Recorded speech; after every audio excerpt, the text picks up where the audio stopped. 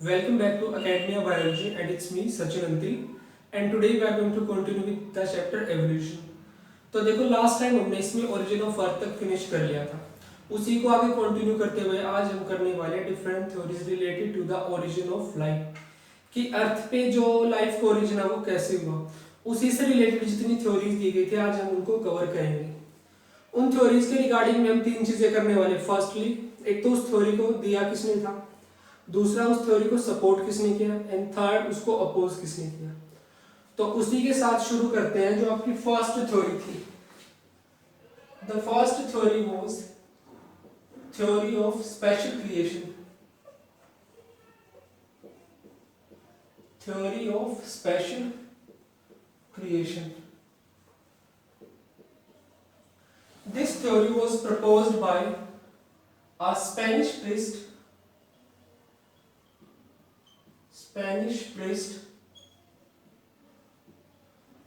Father Suarez.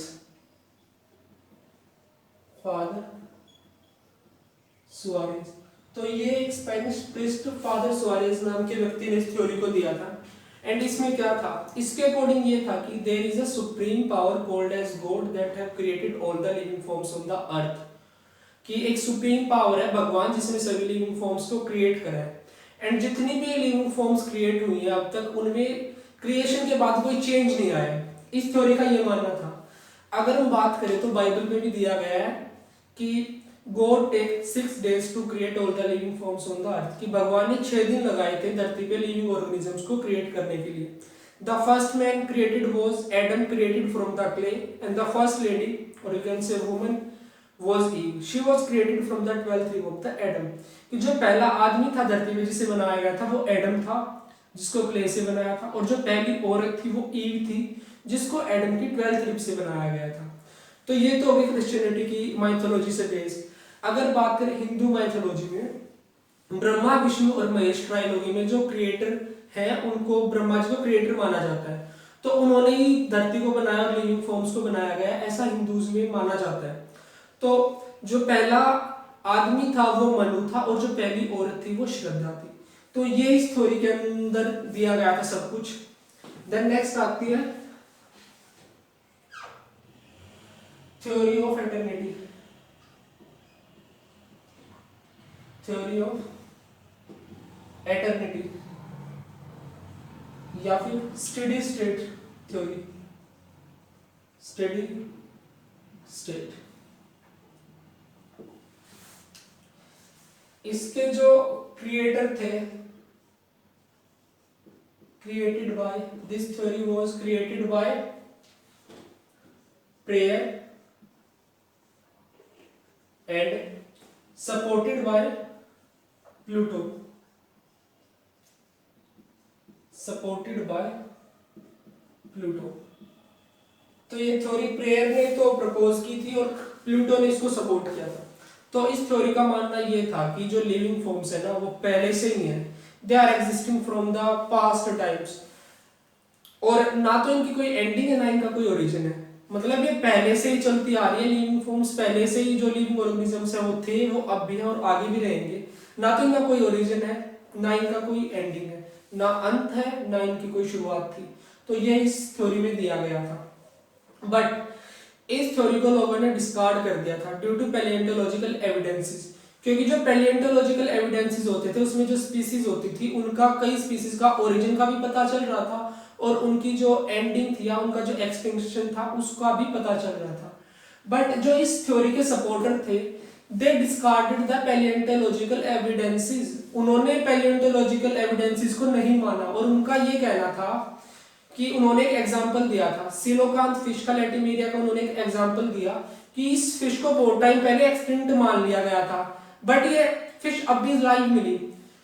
कि जो लैटिमेरिया थी उसको बहुत टाइम पहले एक्सटिंक्ट मान लिया था बट उसके बहुत सालों बाद, ये कुछ सालों बाद मतलब हमें मिल जाती लिविंग, तो इसलिए उन्होंने उसको नहीं माना था। फिर जो थर्ड आपकी थ्योरी आती है वो है theory of catastrophism. कैटास्ट्रोफिज्म।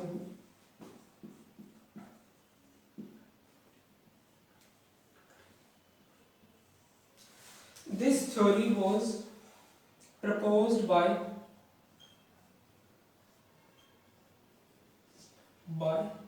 Ji Cuvier. ये आपकी जो थ्योरी थी ये कुवियर ने दी थी। इस थ्योरी का मानना ये था कि catastrophism, this word come from the cataclysm. Cataclysm का मतलब होता है कि एकदम से कोई बहुत ज्यादा बड़ी मतलब कुछ डिजास्टर आ जाना। तो कैटाक्लिज्म, कैटाक्लिज्म यानी कि डिजास्टर, कि एक डिजास्टर हुआ और उस डिजास्टर ने सभी लिविंग फॉर्म्स को खत्म कर दिया। According to this theory, there was a big disaster that have destroyed all the existing living forms on the earth. कि उस डिजास्टर ने, कैटाक्लिज्म ने सभी लिविंग फॉर्म्स को खत्म कर दिया एंड उस डिजास्टर के जस्ट बाद दोबारा से नई फॉर्म्स को क्रिएट हो गई फ्रॉम द इनऑर्गेनिक मटेरियल। कि डिजास्टर ने तो खत्म कर दिया एंड उसके जस्ट बाद नई लिविंग फॉर्म्स क्रिएट हो जाती हैं। ये इस थ्योरी का मानना था और ये आपकी कुवियर ने दी थी। फिर इसके बाद जो आपकी फोर्थ आती है वो है आपकी थ्योरी ऑफ पेंसपर्मिया। पेंसपर्मिया या फिर स्पोर या फिर cosmozoic theory, cosmozoic theory. And इस थ्योरी को एक और नाम से भी जाना जाता है, वो है interplanetary theory. Interplanetary theory.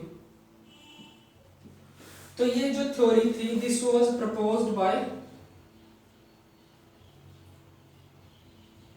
Bye Richter. ये आपकी रिक्टर ने दी थी एंड सपोर्टेड बाय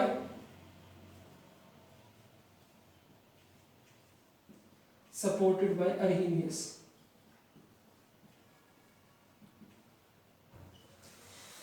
जो आपकी कॉस्मोजोइक थ्योरी थी ये आपकी रिक्टर ने दी थी और अर्हीनियस ने इसको सपोर्ट किया था। तो इस थ्योरी में क्या था, इस थ्योरी का मानना था कि जो धरती पे लाइफ है ना वो बाहर के प्लैनेट से आई है। बाहर के प्लैनेट से जो लाइफ के जो ऑर्गेनिजम्स है वो स्पोर की फॉर्म में आए। उन स्पोर को नाम दिया गया था cosmozoa. Cosmozoa, spores of organisms, spores of organisms from outer space, from outer space. कि जो एक कॉस्मोजोआ थे ना, जो लिविंग ऑर्गेनिजम्स के स्पोर थे, ये बाहर से स्पेस से धरती पे आ गए और यहाँ पे उनको स्पेसिफिक फेवरेबल कंडीशन मिलने के बाद उन्होंने ग्रोथ करना शुरू कर दिया। ये इस थ्योरी का मानना था। बट इस थ्योरी को भी डिस्कार्ड कर दिया गया क्योंकि जो लिविंग मैटर्स होते हैं, लिविंग मैटर इतनी ज्यादा यूवी रेज को, हीट को और एनर्जी को बर्दाश्त नहीं कर सकते हैं। तो इस थ्योरी को भी डिस्कार्ड कर दिया गया। फिर इसके बाद जो नेक्स्ट थ्योरी आती है वो आती है आपकी fifth, that is theory of abiogenesis. Abiogenesis या फिर ऑटोजेनेसिस।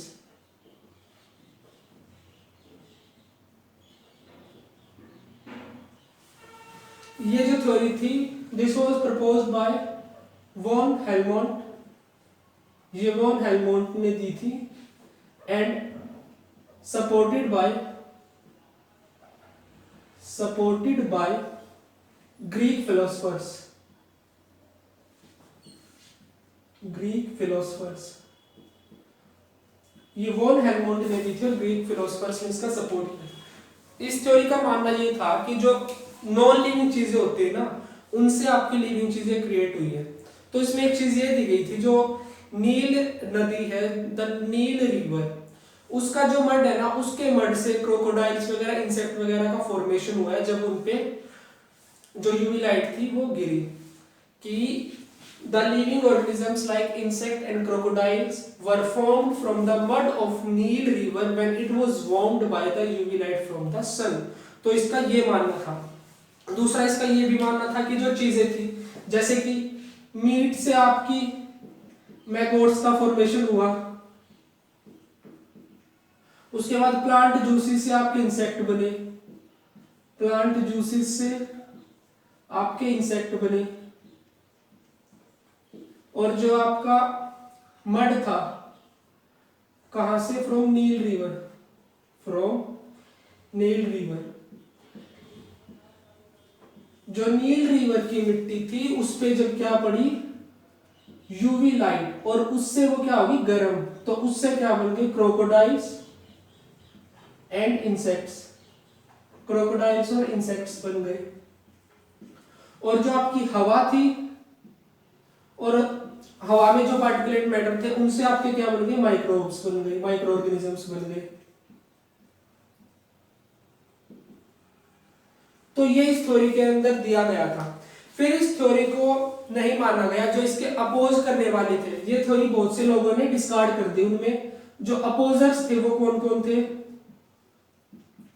अपोजर्स में थे आपका Spallanzani, then Francisco Redi and Louis pasture,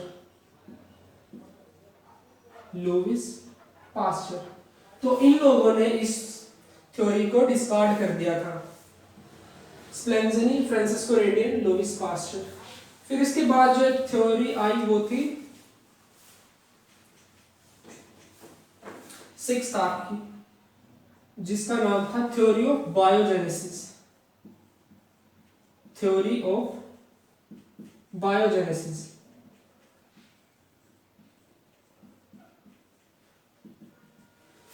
theory of biogenesis का क्या था, थ्योरी ऑफ बायोजेनेसिस में ये था कि मतलब जो चीजें है ना वो लिविंग ऑर्गेनिज्म से फॉर्म हुई है। According to theory of biogenesis, the living organisms created from the pre existing living forms, जो पहले से जीवित चीजें थी उन्हीं से नई लिविंग फॉर्म्स क्रिएट हुई। तो जो ये थ्योरी थी ये किसने दी थी, proposed by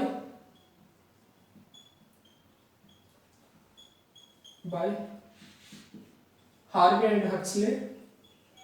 Harvey and Huxley ने इस थ्योरी को प्रपोज किया था, एंड इसको सपोर्ट करने वाले थे आपके स्प्लेंजनी, रेड्डी एंड आपके लुईस पास्चर। इन लोगों ने इसको सपोर्ट किया था। तो इस थ्योरी के सपोर्ट में इन्होंने जो एक्सपेरिमेंट करे थे उनको हम देख लेते हैं। फर्स्टली देखते हैं एक्सपेरिमेंट ऑफ फ्रांसिस्को रेड्डी। जो फ्रांसिस्को रेड्डी थे उन्होंने क्या एक्सपेरिमेंट किया था, उन्होंने क्या करा कि एक मीट का टुकड़ा लिया और उस मीट के टुकड़े को इतना गर्म कर दिया कि उसमें जो भी लिविंग फॉर्म्स या लिविंग ऑर्गेनिजम्स प्रेजेंट थे वो सारे के सारे खत्म हो गए। तो वो एक तरह से कंप्लीटली स्टेराइल कर दिया उस मीट के टुकड़े को। फिर उस मीट पीस के साथ उन्होंने क्या किया, उसने उस मीट पीस को 3 अलग अलग बिकर्स में रखा, बिकर या फिर कोई वेसल थी जो भी थी, तो उसमें उन्होंने उस मीट पीस को रख दिया। ये आपका मीट पीस हो गया जिसको इतना गर्म किया गया कि उसमें कोई लिविंग फॉर्म जिंदा बच ही नहीं सकती। तो ये तीनों में हमने मीट का जो टुकड़ा था उसको रख दिया। फिर जो उन्होंने फर्स्ट वाला बीकर था उसको क्या कर दिया, ओपन छोड़ दिया। तो इसको ओपन छोड़ दिया तो इसमें क्या हुआ, जो फ्लाइज वगैरह थी वो एंटर कर गई, एंटर कर गई, लिख लेते हैं फ्लाइज एंटर।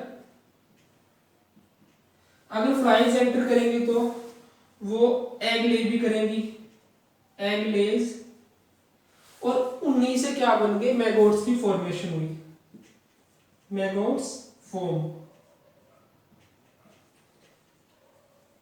तो ये तो होगी फर्स्ट बीकर की कहानी। फिर सेकंड बीकर में क्या किया, उन्होंने सेकंड बीकर को कंप्लीटली किसी चीज के साथ बंद कर दिया, इसको सील कर दिया। जो सेकंड बीकर था सील्ड कर दिया। तो इसमें ना तो फ्लाई एंटर कर पाएंगी, फ्लाई एंटर नहीं कर पाएंगी तो उसमें एग ले नहीं कर पाएंगी, एग ले नहीं करेंगे तो उसमें क्या हुआ, जो आपके मैगोट्स थे उनकी फॉर्मेशन नहीं हुई। थर्ड कंडीशन में भी उन्होंने सेम चीज की। जो थर्ड बीकर था उसको उन्होंने गोज के साथ कवर कर दिया। गोज यानी कि एक ऐसा कपड़ा, जालीदार कपड़ा जिसको हम कह सकते हैं। तो इसमें क्या हुआ, जो फ्लाइज थी वो एंटर नहीं कर पाई तो उसमें एगले नहीं कर पाई, एगले नहीं कर पाई तो इसमें भी जो मैगोट की फॉर्मेशन थी वो नहीं। सिर्फ जो आपका फर्स्ट वाला जो बीकर था इसी में मैगोट की फॉर्मेशन हुई। तो इस एक्सपेरिमेंट से ये पता चलता है कि जो न्यू लिविंग फॉर्म्स क्रिएट होती हैं वो प्री एग्जिस्टिंग लिविंग फॉर्म से क्रिएट हुई थी। ऐसा नहीं है कि हवा वगैरह से या नॉन लिविंग चीजों से क्रिएट होगी। तो ये फ्रांसिस कोरेटी का एक्सपेरिमेंट था। सिमिलरली स्पेंसनी ने भी एक्सपेरिमेंट जो किया था उसको देखते हैं।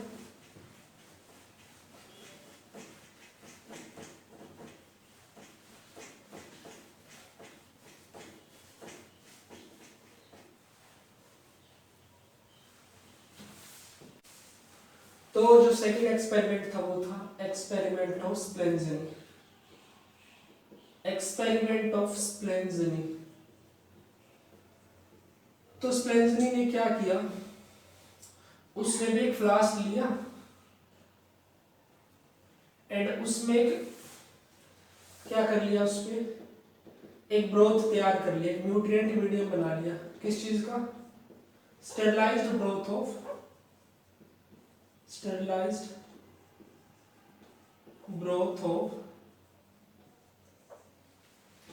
Meet and vegetables. तो इस ब्रोथ के साथ उसने क्या किया, इस ब्रोथ को एक तो ऐसे फ्लास्क में डाल दिया जो ऊपर से ओपन था, दिस इज ओपन, एंड दूसरा एक ऐसे फ्लास्क में डाल दिया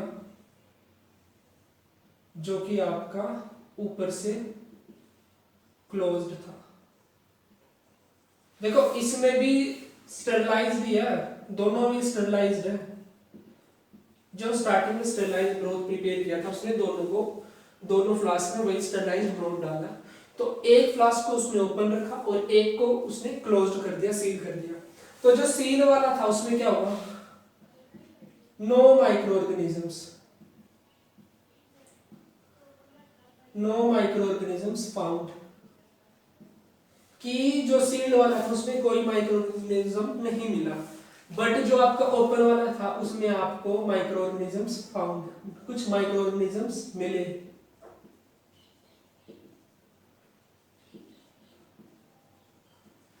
तो ये आपका स्पेंसनी का एक्सपेरिमेंट था। थर्ड आता है आपका experiment of Lewis pasture. Experiment of Lewis pasture ने क्या किया था, तो लुईस पास्चर ने क्या करा, एक इस तरह से फ्लास्क लिया एंड उस फ्लास्क में उसने भी न्यूट्रिएंट ब्रोथ एक तैयार किया, sterilised broth of sugar and killed yeast. उसने शुगर और किल्ड यीस्ट का एक ब्रोथ तैयार किया, न्यूट्रिएंट मीडियम बनाया। फिर इसको क्या किया,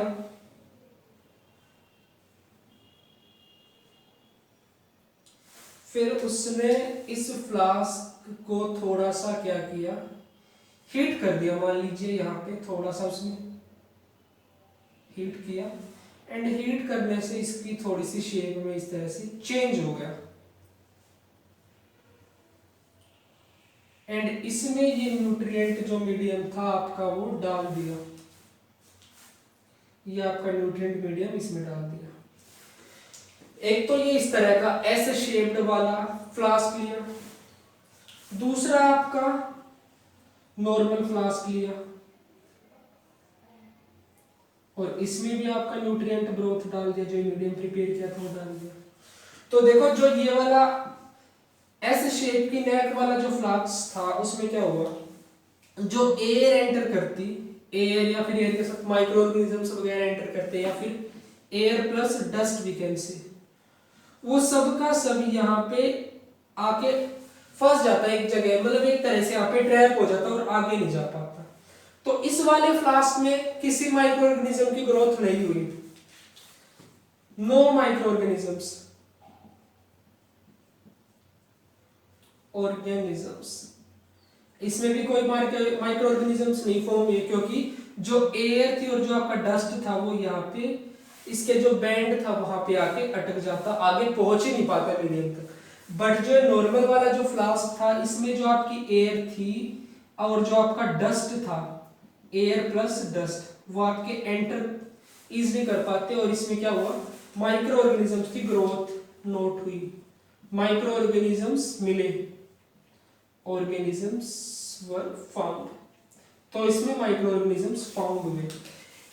इस फ्लास्क की इस तरह की शेप की वजह से इस एक्सपेरिमेंट को नाम दिया जाता है स्वॉन नेक एक्सपेरिमेंट, स्वॉन नेक एक्सपेरिमेंट, लुईस पास्चर एक्सपेरिमेंट को स्वॉन नेक एक्सपेरिमेंट भी बोला जाता है। तो ये तो थी आपकी 6 थ्योरीज। इसके बाद जो most relevant and the most acceptable theory जो थी वो थी आपकी, अभी हम करेंगे उसको,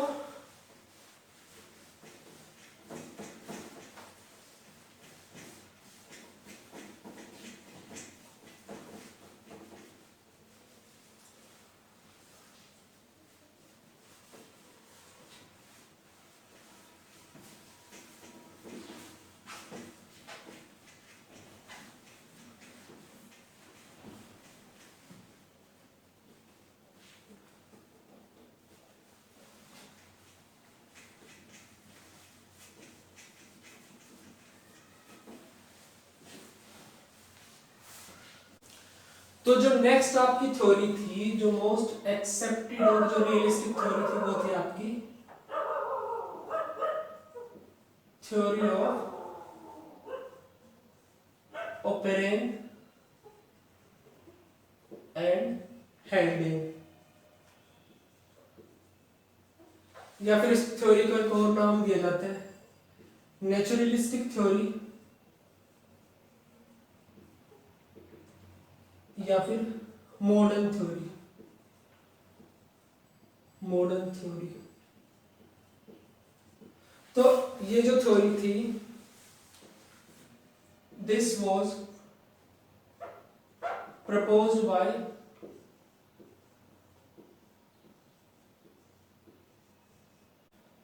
हैकर, और इस थ्योरी को सपोर्ट किसने किया था, supported by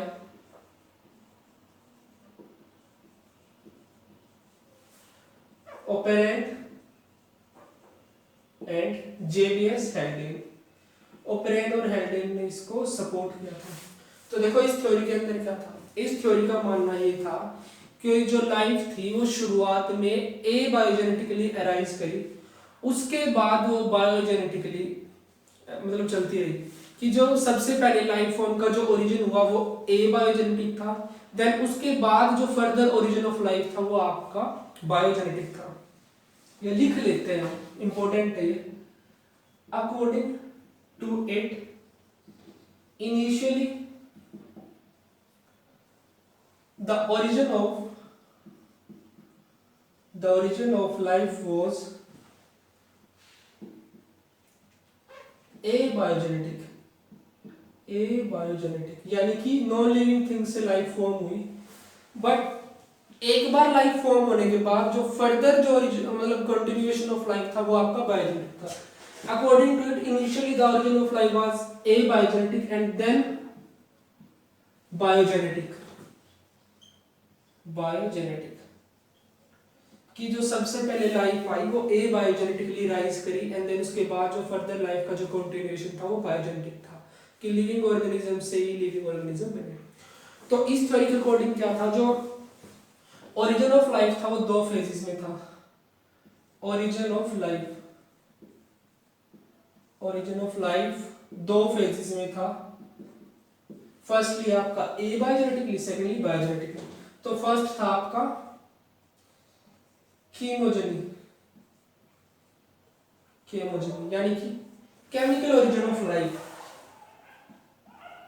chemical origin of life, and then biogeny, यानी कि biological origin of life, biological origin of life.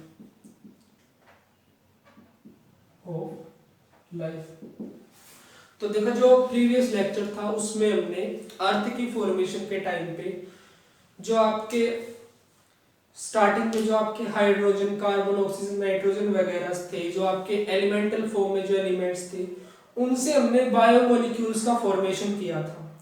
तो उन एलिमेंट्स से लेके बायोमोलिक्यूल्स के फॉर्मेशन तक, यानी कि जो आपके मैक्रोमोलिक्यूल्स थे उनके फॉर्मेशन तक आपका केमिकल इवोल्यूशन कंसीडर किया जाता है। तो देखते हैं एक बार कीमोजेनी को। फर्स्टली देखते हैं जो आपका फर्स्ट जो आपका पार्ट था, फर्स्ट स्टेज ऑफ लाइफ थी जो कीमोजेनी। तो इसके अकॉर्डिंग क्या था, देखो प्रीवियस लेक्चर का रिकैप्चुलेट करने की कोशिश करो थोड़ा सा, कि जो हमने फ्री एलिमेंट्स देखे थे स्टार्टिंग में, जो कि आपके हॉट डाइल्यूट सूप में प्रेजेंट थे। फ्री एलिमेंट्स कौन से hydrogen, carbon, oxygen, nitrogen. Free elements से आपका जो फॉर्मेशन हुआ था मैक्रोमोलिक्यूल्स का, मैक्रोमोलिक्यूल्स यानी कि जिनको हमने नाम दिया था बायोमोलिक्यूल्स। तो यहां तक तो जो आपका ओरिजिन था वो केमिकल ओरिजिन था। तो इनिशियली हमारे पास ये 4 एलिमेंट्स थे, इन्होंने कंबाइन करके फॉर्म किया CH4, NH3, H2O and H2। इन सब चीजों का इन्होंने फॉर्मेशन किया। और इनमें भी जो आपका मोस्ट अबंडेंट था वो था आपका hydrogen. Hydrogen was most abundant from all of these elements.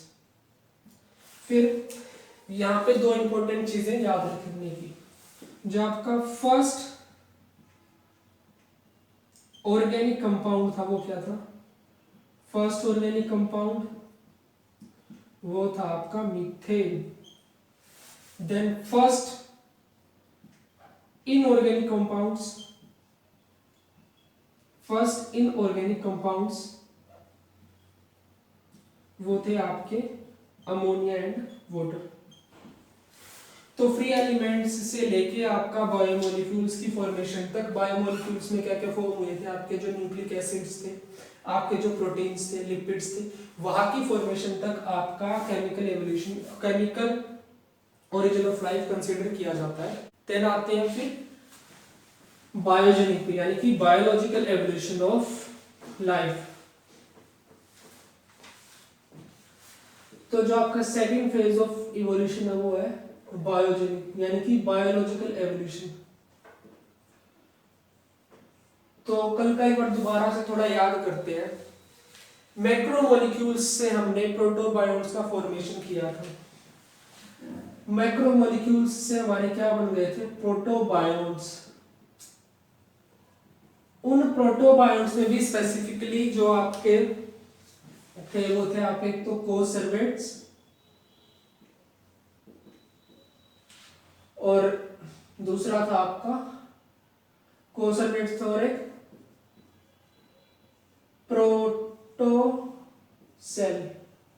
प्रोटोसेल या प्रीसेल जिसको हमने नाम दिया था, जिन्होंने कंबाइन करके फॉर्म किए थे माइक्रोस्फीयर्स। माइक्रोस्फीयर्स फॉर्म हो गए थे। तो देखो जो आपके हेल्डेन थे और जो सिडनी फॉक्स थे, उन्होंने इनको लेबोरेटरी में प्रिपेयर किया था। तो उन्होंने लेबोरेटरी में प्रिपेयर करने के लिए इनको क्या किया, एक टेस्ट ट्यूब ले ली। उस टेस्ट ट्यूब में ऑब्वियसली आपका वाटर तो था ही, तो सबसे पहले उसमें पॉलीसैकेराइड्स को डाला, पॉलीसैकेराइड डाला, वो भी इसमें मिक्स हो गए। फिर लिपिड को डाला, लिपिड भी मिक्स। बट जब उसने प्रोटीन्स को डाला तो जो आपके प्रोटीन्स थे वो डिसॉल्व ना होके उन्होंने इस तरह से एग्रीगेट फॉर्म कर लिए, एग्रीगेट फॉर्म कर लिए। तो जो ये आपके एग्रीगेट थे यही आपके प्रोटोबायोट्स थे। तो देखो जो आपका ये मीडियम था, लिक्विड था, इसमें आपके क्या थे, पॉलीसैकेराइड्स भी थे, लिपिड्स भी थे, उसने इसमें न्यूक्लिक एसिड्स को भी ऐड किया। बट जो सारी की सारी चीजें थी वो वाटर के साथ मिक्सअप होती जा रही थी। खाली जो आपका प्रोटीन था वही अलग से कोलोइडल उसने एक स्टेज फॉर्म की कि वो अलग से सेपरेट होकर निकला। तो उसमें क्या हुआ, जो आपके प्रोटीन्स थे, मान लीजिए ये आपके प्रोटीन्स हैं, तो उस प्रोटीन्स में आपका क्या प्रेजेंट था, आपका न्यूक्लिक एसिड भी होगा, एसिड, और ये है आपका प्रोटीन। तो ये आपका न्यूक्लिक एसिड भी प्रेजेंट है प्रोटीन में। तो इन दोनों को मिलके आपका बन गया न्यूक्लियोप्रोटीन। न्यूक्लियोप्रोटीन। और इस न्यूक्लियोप्रोटीन की आगे क्या कहानी होती है, जो आपका न्यूक्लियोप्रोटीन था जिसमें आपका न्यूक्लिक एसिड भी था, ये इस तरह से, उसके चारों तरफ आपके लिपिड ने एक मेम्ब्रेन फॉर्म कर दी, इस तरह से कुछ इमेजिनरी, यू कैन से इट। तो इस तरह से न्यूक्लियोप्रोटीन के चारों तरफ लिपिड ने एक मेम्ब्रेन फॉर्म कर दी।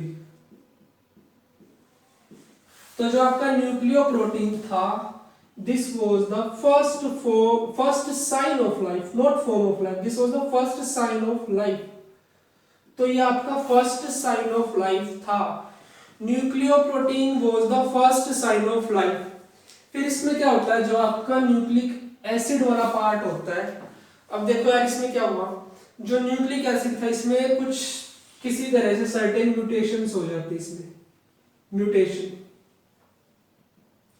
अब इसमें म्यूटेशंस होगी तो इसमें क्या हुआ, जो ये आपका न्यूक्लियोप्रोटीन जो आपका स्ट्रक्चर फॉर्म हुआ था, इसमें म्यूटेशंस की वजह से जो आपका न्यूक्लिक एसिड था उसने इसका चार्ज ले लिया और इसकी जो एक्टिविटीज थी उनको कंट्रोल करना शुरू कर दिया।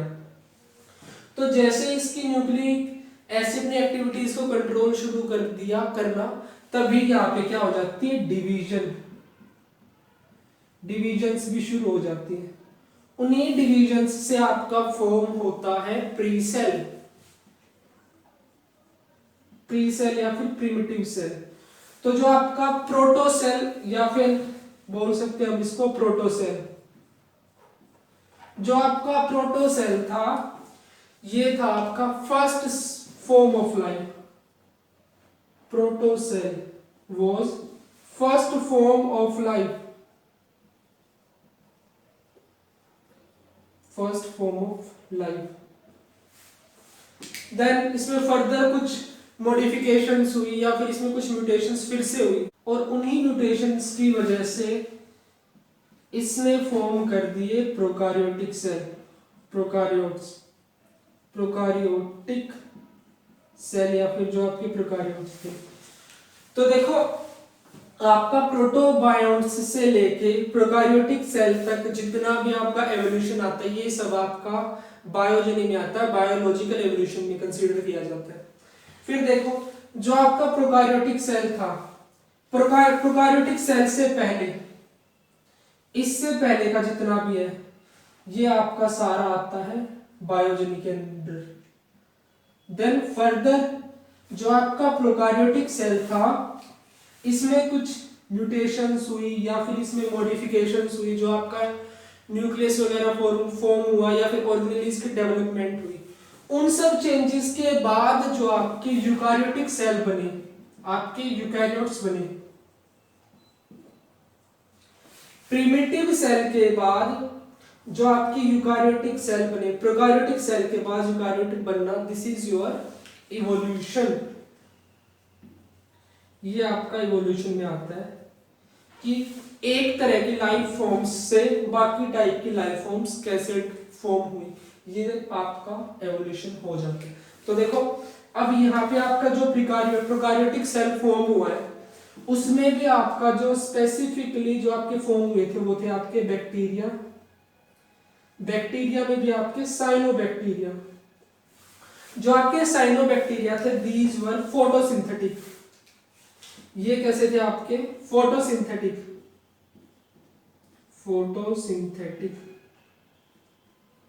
फोटोसिंथेटिक थे। तो इन्होंने क्या किया, इन्होंने ऑक्सीजन का लिबरेशन शुरू कर दिया। जैसे ही साइनोबैक्टीरिया फॉर्म हुए जो आपकी ऑक्सीजन की कंसेंट्रेशन थी इंक्रीज हो गई।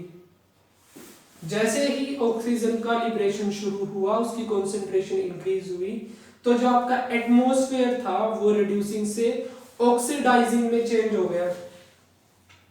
Atmosphere becomes oxidising.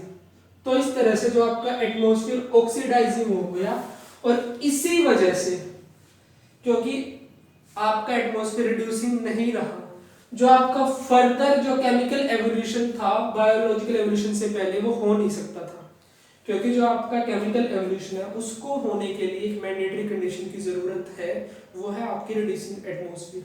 और प्रेजेंट टाइम में जो आपका एटमॉस्फेयर है वो ऑक्सीडाइजिंग है, इसी वजह से आपका जो केमिकल एवोल्यूशन है उसको सपोर्ट नहीं किया जा सकता, क्योंकि जो आपकी ऑक्सीजन होती है मोस्ट ऑफ द प्रोडक्ट्स को ब्रेक कर देती है।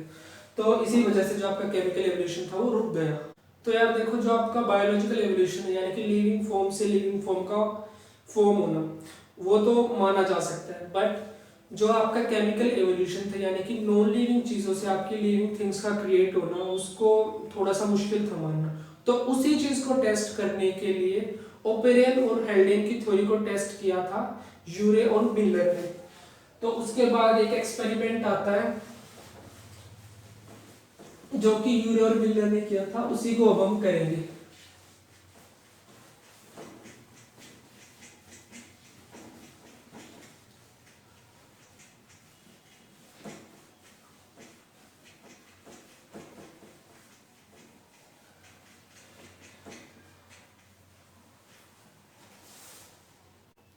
एक्सपेरिमेंटल प्रूफ ऑफ एबायोजेनेसिस या फिर केमिकल एवोल्यूशन।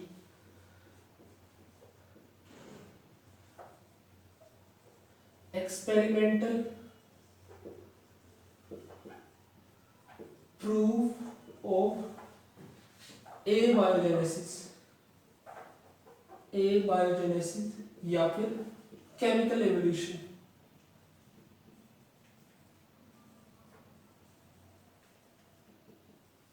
या फिर इसको एक और नाम दिया जाता है यूरे एंड मिलर एक्सपेरिमेंट। तो देखो इसमें क्या हुआ था, 1953 में यूरे और मिलर नाम के दो साइंटिस्ट थे। उन्होंने क्या किया, उन्होंने ओपेरियन और हेल्डेन की जो थ्योरी थी ना, उनका जो मानना था, उसी चीज को बेस मान के उन्होंने उसकी उस थ्योरी को टेस्ट किया। और उन्होंने क्या किया, जैसी कंडीशंस प्रिमिटिव अर्थ पे थी सेम कंडीशंस उन्होंने क्रिएट कर दी लेबोरेटरी में। तो इसीलिए इसको नाम दिया जाता था यूरे एंड मिलर एक्सपेरिमेंट।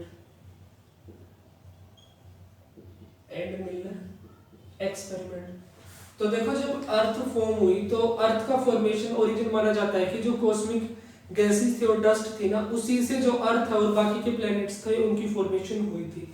तो इनिशियली जब अर्थ फॉर्म हुई तो उसका जो टेम्परेचर था काफी हाई था, जिसकी वजह से उस पे ज्यादातर जो चीजें थी, जो एलिमेंट्स थे, वो गैसियस फॉर्म में एग्जिस्ट करते थे। जैसे जैसे टाइम के साथ अर्थ का टेम्परेचर कम हुआ तो वो एलिमेंट्स गैसियस से लिक्विड और सॉलिड स्टेट में एग्जिस्ट करने लगे। तो अर्लियर जो अर्थ थी उस पे एटमॉस्फेयर देख लेते हैं। कंडीशंस बोलेंगे ज्यादा better, to conditions on primitive earth. जो प्रिमिटिव अर्थ थी उस पे क्या कंडीशंस थी, तो फर्स्टली तो सबसे पहले जो थी वो थी रेड्यूसिंग एटमॉस्फेयर,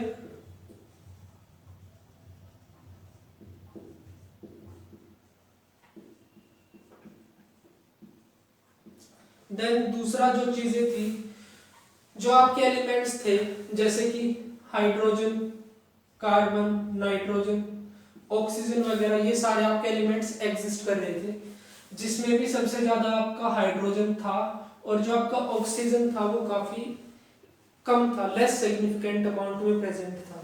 और इन्हीं की सेल्फ असेंबली की वजह से हमें यहाँ चार चीजें मिली थी, that was methane, ammonia, hydrogen water and last hydrogen gas. तो इन्हीं की सेल्फ असेंबली से हमें ये चार चीजें मिली थी।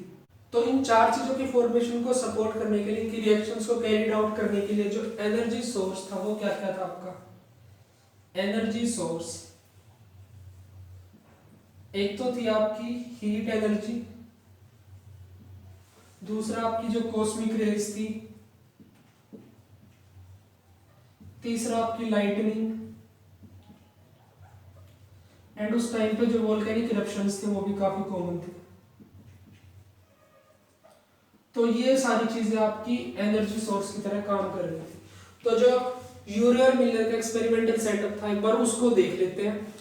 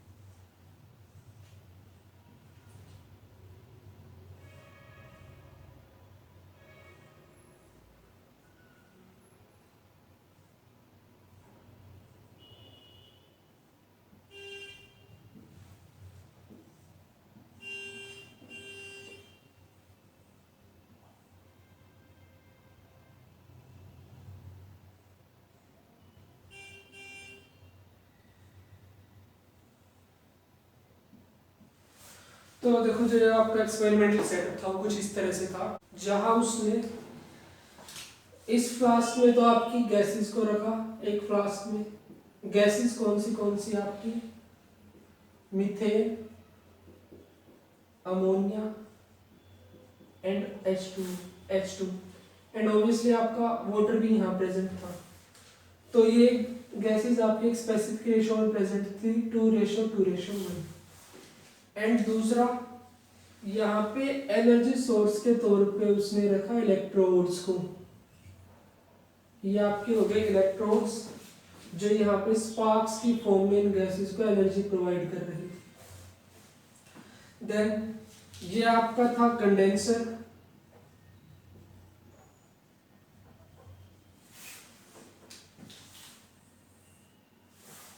एंड यहाँ पे ये जो एक नोब थी ये थी सॉल्यूशंस को इकट्ठा करने के लिए।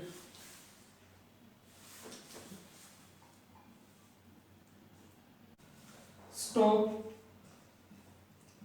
cock for collecting samples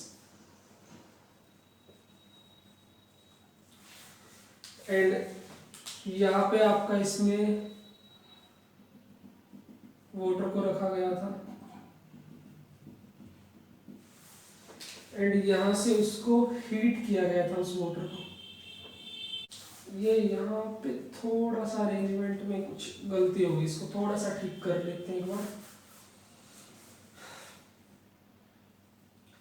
ये जो आपका कनेक्शन है यहाँ है, दिस कनेक्शन इज हियर, ये कनेक्शन होगा कुछ इस तरह से। देखो क्या होता है, यहाँ पे जो आपका वाटर था वो बॉईल होता, बॉईल होने के बाद वो आपका वेपर्स की फॉर्म में यहाँ पहुंचता एंड यहाँ पे आपकी जो गैसेस वगैरह थी यहाँ पे इलेक्ट्रोड रखा गया था एंड ये कंडेंसर था। फिर जब लास्ट में इस अरेंजमेंट को यूरे एंड मिलर ने नियर अबाउट एक वीक के लिए एज इट इज छोड़ दिया एंड इसको एज इट इज छोड़ने के बाद जब एक वीक के बाद इसके सॉल्यूशंस को ऑब्जर्व किया गया तो उस सॉल्यूशंस में हमें कुछ अमाइनो एसिड्स मिले। जो आपका सॉल्यूशंस यहाँ पे कलेक्ट हुआ था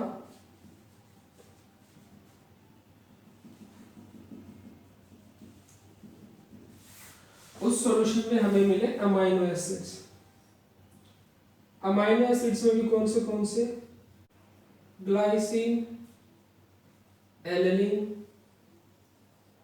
एंड एस्पार्टिक एसिड।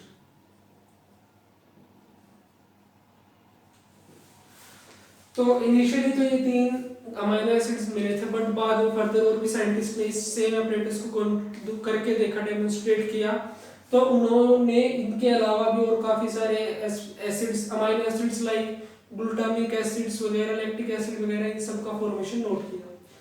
तो ये जो आपका यूलर मिलर का एक्सपेरिमेंट था, ये आपका केमिकल एवोल्यूशन को सपोर्ट करने के लिए था कि जो आपकी एलिमेंटल फॉर्म्स में जो आपके एलिमेंट्स एग्जिस्ट कर रहे थे, उनकी हेल्प से जो हमारे जो बायोमोलिक्यूल्स हैं उनका फॉर्मेशन हुआ। तो गाइस, इसी के साथ हमारा जो ओरिजिन ऑफ लाइफ था उसकी थ्योरीज कंप्लीट होती हैं, और जो उनके सपोर्टर्स वगैरह थे या फिर जो एक्सपेरिमेंटल वर्क था वो कंप्लीट होता है। इसके बाद हम जब नेक्स्ट टाइम मिलेंगे, we will start with the evidences of evolution. So thank you for watching me carefully, stay tuned for the next one.